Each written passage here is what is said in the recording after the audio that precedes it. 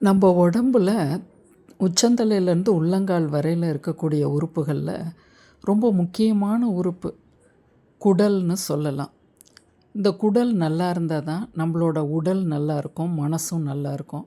இந்த குடலுக்கும் மூளைக்கும் சம்மந்தம் இருக்குது, கனெக்ஷன் இருக்குது.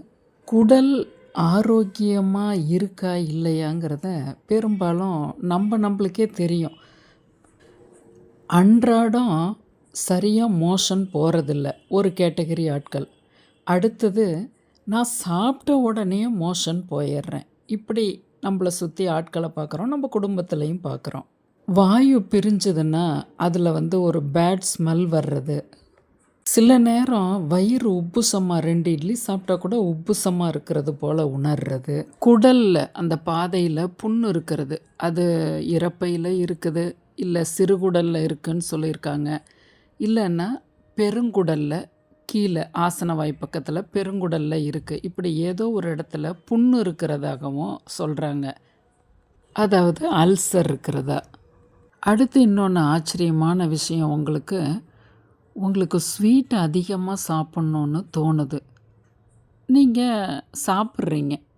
அதுபோல் இருந்தாலும் இப்போ நம்ம பார்த்த இத்தனை வகையறாக்களுமே உங்களோட குடல் ஆரோக்கியமாக இல்லை அப்படின்னு அர்த்தம். நாம் மருத்துவர்கிட்ட போகிறதுக்கு முன்னாடி நாம்ளே ஒரு சில விஷயங்களை சரி பண்ணிக்கலாம். அது என்னென்னா, நீங்கள் முதல்ல மன உளைச்சல் இல்லாமல் இருக்கீங்களா?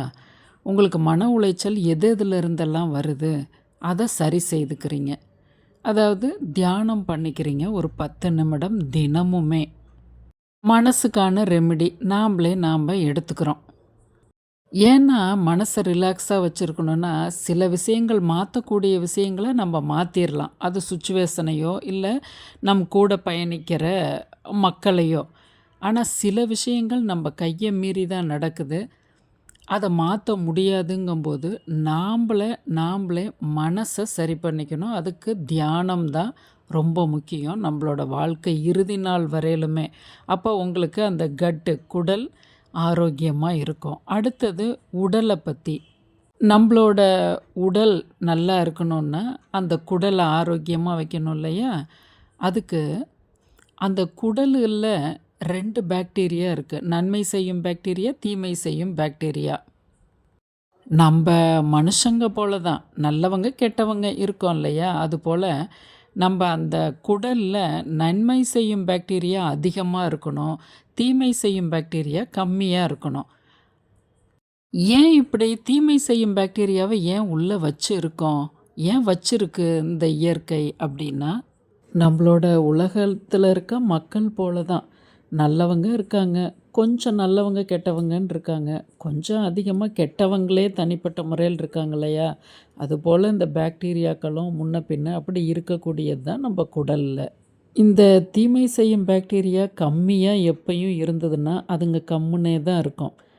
நன்மை செய்யும் பாக்டீரியா குறைஞ்சதுன்னா தான் இவங்க வீரியம் எடுத்து எழுந்திருப்பாங்க. இல்லாட்டி நன்மை செய்யும் பாக்டீரியா தன்னுடைய வேலையை அழகாக நம்மளோட குடலுக்கு நன்மைகளை செய்துக்கிட்டே இருக்கும். அதாவது கொழுப்பில் நம்ம பார்க்குறோமே எல்டிஎல், ஹெச்டிஎல், நல்ல கொழுப்பு, கெட்ட கொழுப்பு. நல்ல கொழுப்பு அதிகமாக இருக்கணும், கெட்ட கொழுப்பு கம்மியாக இருக்கணும். அதுபோல் பேலன்ஸ்டாக இருக்கணும். இந்த பாக்டீரியா நன்மை செய்யும் பாக்டீரியா அதிகமாகவும் தீமை செய்யும் அந்த பாக்டீரியா கம்மியாகவும் இருக்கணும்.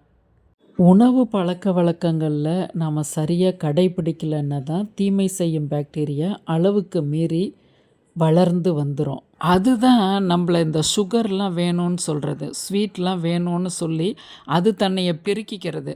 அதனால அந்த ஸ்வீட்லாம் நம்ம கம்மியாக எடுக்கணும். அதுபோல் நன்மை செய்யும் பாக்டீரியாவை நல்லா அபரிமிதமாக ஆக்கிறதுக்கு ஃபர்மெண்ட்டான உணவுகள், அதாவது பழைய சாதத்தில் சுடு சாதத்தில் இரவே தண்ணி ஊற்றி வச்சு அதை ஃபர்மெண்ட் பண்ணுறோம்.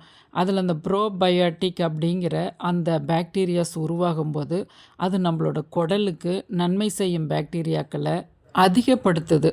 அதே போல் தயிர் பாலில் போட்டு வச்சு அதை ரொம்ப புளிக்க விட்டுறக்கூடாது. அது அப்புறம் அல்சரை கொண்டு வரும். 8 மணி நேரம் புளித்து நல்ல அந்த மிதமாக வாய்க்கு ருசியான அந்த தயிர் நல்ல ப்ரோபயோட்டிக் ஆகி அது நன்மை செய்யும் பாக்டீரியாக்களை நிறைய அதிகப்படுத்தும். அதுபோல் அரிசியும் உளுந்தும் போட்டு நம்ம அரைச்சி உப்பு போட்டு கைகளால் கரைச்சி வச்ச 8 மணி நேரம் புளிச்ச அந்த மாவு. இதெல்லாம் நாமளே செய்துக்கலாம். இதெல்லாம் பத்தலன்னா டாக்டருங்களே சப்ளிமெண்ட்டாக அந்த ப்ரோபயாட்டிக் டேப்லெட்டை நமக்கு தருவாங்க. நம்மோட இந்த இந்திய கலாச்சாரத்தில், தமிழ்நாட்டு கலாச்சாரத்தில் இதெல்லாம் நம்மளுக்கு தொன்று தொட்டு நம்ம முன்னோர்கள் பெரியவங்க சொன்னது வழக்கமாகவே இருக்குது. இதை கடைப்பிடிக்கலாம் கண்டிப்பாக. இவ்வளவுக்கும் மேலே இரவு 8 மணி நேர தூக்கம் இருக்கும்போது நம்மளுக்கு நல்ல பாக்டீரியாஸ் நல்ல உற்பத்தி ஆகும்போது நம்மளோட கட்டு குடலை அருமையாக பாதுகாக்கும். அப்போ நம்ம 8 மணி நேரம் இந்த குடல் பிரச்சனை உள்ளவங்க 8 மணி நேரம் தூங்குறோமான்னு நாம் பரிசோதிச்சுக்கணும் நம்மளை. செரிமானம் ஆகலை அப்படின்னா இரவு பொழுதில் கொஞ்சம் எண்ணெய் உணவுகளை தவிர்க்கிறது, பழங்களை எடுத்துக்கிறது, அதுபோல் இந்த கொண்டக்கடலை இதெல்லாம் வேக வச்சு அதை சும்மா உப்பு போட்டு கூட அப்படி நீங்கள் சாப்பிட்டு வரும் பொழுதும் அந்த குடலுக்கு நல்ல ஒரு பாக்டீரியா உருவாக ஏதுவாக இருக்கும். அதாவது பயறு வகைகள். அல்சர் இல்லாதவங்க பச்சை மிளகா, பூண்டு, இஞ்சி, மிளகு இதெல்லாமே நம்மளோட குடல் வந்து நல்லா ஆரோக்கியமாக இருக்கிறதுக்கு. இதில் அல்சர் இருக்கிறவங்க கண்டிப்பாக இதை தவிர்த்துடணும்.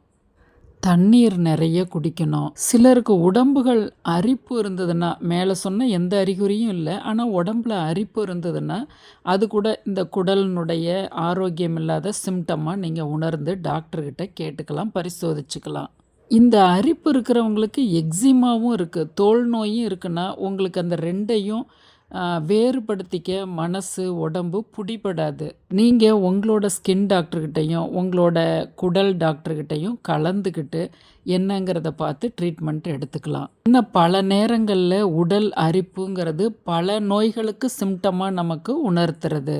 நாம் பார்த்த எதுவுமே உங்களுக்கு கை கொடுக்காத நேரத்தில் கண்டிப்பாக நீங்கள் முதல்ல ஒரு எம்டி டாக்டரை பார்த்தீங்கன்னா அவங்க உடல் முழுக்க இருக்கக்கூடியதுனால எதனால இந்த பிரச்சனை அப்படிங்கிறத ஈஸியாக சொல்லுவாங்க. ஸ்பெஷலிஸ்ட்டுக்கிட்ட அனுப்பலாம், இல்லை அவங்களே உங்களோட குடலுக்கான சிகிச்சையை கொடுப்பாங்க. சீசனில் கிடைக்கக்கூடிய நார் சத்து உள்ள காய்கறிகளை சாப்பிடும் போதும் அந்த கெட்ட பாக்டீரியாக்களை வெளியே தள்ளுறதுக்கு பெருங்குடல் ரொம்ப சுலபமாக வேலை செய்யும். இன்னொன்று, உடம்பு ஃபுல்லாக அரிப்பு இருக்குது, உங்களுக்கு குடல் பிரச்சனை இருக்குது இல்லை, எக்ஸிமா இருக்குது இல்லை, ஆனால் ஏதோ ஒன்று உங்களுக்கு பிடிபட மாட்டேங்குது அப்படின்னா தொண்டையில் எண்ணற்ற கிருமிகள் எண்ணற்ற பாக்டீரியாஸ் இருக்கும்.